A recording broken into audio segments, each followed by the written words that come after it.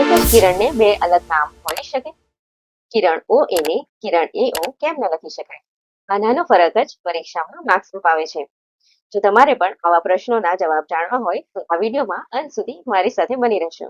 નમસ્કાર મિત્રો, હું છું અસિસ્ટન્ટ પ્રોફેસર સુશીલા પટેલ અને આપણે ભણી રહ્યા છીએ ધોરણ 6 નું ગણિત પ્રકરણ નંબર 2 રેખાઓ અને ખૂણાઓ. તો ચાલો શરૂ કરીએ. તો મિત્રો, આજનો આપણો ટોપિક છે કિરણ, જેને ઇંગ્લિશમાં રે કહેવામાં આવે છે. જે રીતે અહીં ચિત્રમાં બતાવવામાં આવેલું છે એ રીતે જોઈ શકાય છે કે સૂર્ય છે અને સૂર્યમાંથી કિરણો નીકળી રહ્યા છે.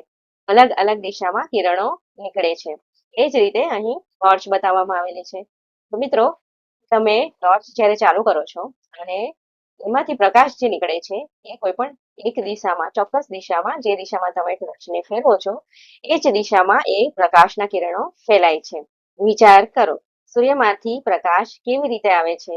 ટોર્ચ ચાલુ કરીએ ત્યારે પ્રકાશ કઈ દિશામાં જાય છે? જે દિશામાં આપણે ટોર્ચ ફેરવીએ છીએ એ દિશામાં પ્રકાશ જાય છે.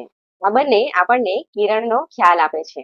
વ્યાખ્યા: કિરણ એ રેખાનો એવો ભાગ છે જે એક બિંદુથી શરૂ થાય છે અને એક જ દિશામાં અનંત સુધી ફેલાય છે. કિરણની વિશેષતાઓ: એક ઉદ્ભવ બિંદુ હોય છે. જે રીતે સૂર્યમાંથી પ્રકાશ નીકળે છે અને અનંત સુધી જાય છે, પરંતુ એનું ઉદ્ભવ બિંદુ શું છે? સૂર્ય છે. એક જગ્યાથી એ નીકળે છે અને અનંત સુધી એ ફેલાય છે. એ જ રીતે ટોર્ચ પણ એનું ઉદ્ભવ બિંદુ છે, જે ટોર્ચમાંથી નીકળે છે અને અનંત સુધી એનો ફેલાવો થાય છે. તેથી કહી શકાય કે તેનું એક ઉદ્ભવ બિંદુ હોય છે. એક જ દિશામાં અનંત સુધી વિસ્તરે છે. એક જ દિશામાં આડું અવળું જતું નથી. એક જ દિશામાં અનંત સુધી વિસ્તરે છે. એક છેડે બિંદુ અને બીજા છેડે તીરથી દર્શાવવામાં આવે છે. અહીં આકૃતિમાં જોઈ શકાય છે કે કિરણનું ઉદ્ભવ બિંદુ કયું છે? એ છે.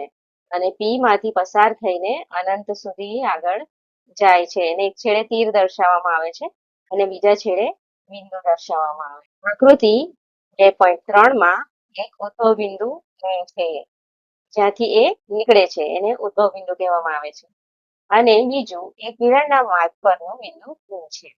બીજું બિંદુ કયું છે? તો એ કિરણના માર્ગ પર એક બિંદુ આવે છે P. આપણે કિરણને P બરાબર નથી. કિરણ આને કેવી રીતે દર્શાવેલું છે? તો એની ઉપર આ રીતે આડી લીટી અને કિરણ દર્શાવેલું છે, જોઈ શકાય છે. કિરણ AP બરાબર નથી કિરણ P.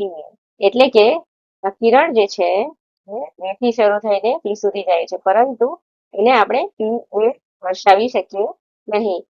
અહીં ઘણા વિદ્યાર્થી મિત્રો એમ કહેશે કે આપણે રેખાને તો AP અને રેખા PA બંને રીતે લખી શકીએ, એવું આપણે આગળ શીખ્યા. PA પણ લખી શકીએ. એ જ રીતે જો રેખાખંડ હોય તો રેખાખંડને રેખાખંડ AP પણ લખી શકાય અને બરાબર રેખાખંડ PA પણ લખી શકાય.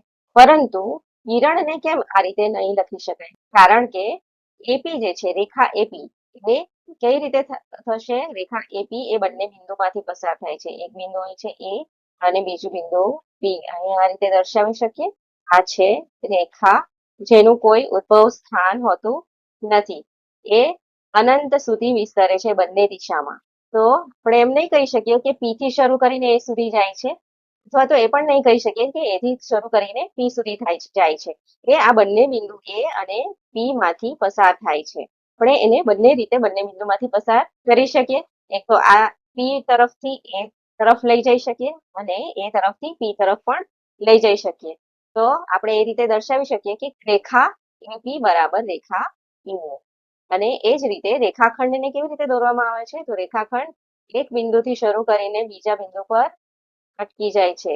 A થી શરૂ કરીને P પર અટકી જશે, અથવા એમ પણ કહી શકાય કે P થી શરૂ કરીને A પર અટકી જાય છે. બંને અંતબિંદુ પર આવીને રેખાખંડ અટકી જાય છે. તો આપણે એને રેખાખંડ AP પણ બતાવી શકીએ, બરાબર રેખાખંડ PA પણ લખી શકીએ, કારણ કે A થી શરૂ કરીને P એમ પણ કહી શકાય અને P થી શરૂ કરીને A સુધી એમ પણ કહી શકાય. તો આ બંનેને આપણે રેખા AP બરાબર રેખા PA લખી શકીએ અને એ જ રીતે રેખાખંડ AP બરાબર રેખાખંડ PA એમ લખી શકીએ.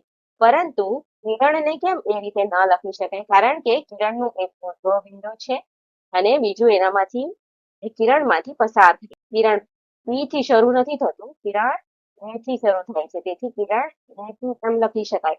પરંતુ કિરણ P એ એમ લખી શકાય નહીં, કારણ કે P થી એની શરૂઆત થતી નથી. એનું ઉદ્ભવ બિંદુ P નથી. તેથી આપણે એને કિરણ P એ એમ લખી શકીએ નહીં.